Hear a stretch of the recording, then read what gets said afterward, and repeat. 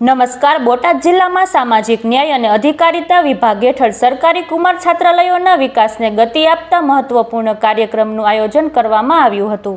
રાજ્ય સરકારના લોકાર્પણ અને ખાતમુહૂર્ત કાર્યક્રમ અંતર્ગત નવા છાત્રાલયોના નિર્માણ કાર્યનો પ્રારંભ કરવામાં આવ્યો. કાર્યક્રમમાં રાજ્યના મંત્રીઓ સહિત જિલ્લા વહીવટી તંત્રના અધિકારીઓ ઉપસ્થિત રહ્યા હતા. વધુ સમાચાર માટે જોડાયેલા રહો આરપી ગુજરાત ન્યૂઝ, રાજકોટ. સામાજિક ન્યાય અને અધિકારીતા વિભાગના માર્ગદર્શન હેઠળ આજરોજ બોટાદ ખાતે 100 વિદ્યાર્થીઓની કેપેસિટી મુજબ વિકસતી જાતિના કુમાર છાત્રાલયનું માનનીય મંત્રી શ્રી પ્રદ્યુમન વાજા સાહેબ, માનનીય મંત્રી શ્રી મનીષા મેડમ વકીલના હસ્તે આજે ગાંધીનગરથી ભૂમિપૂજન થયું હતું. જ્યારે સ્થાનિક કક્ષાએ ના કાર્યક્રમમાં અમે લોકો અહીંયા હાજરી આપેલી હતી. 3.94 કરોડના ખર્ચે બનનાર આ છાત્રાલય તમામ સુવિધાઓથી યુક્ત છે.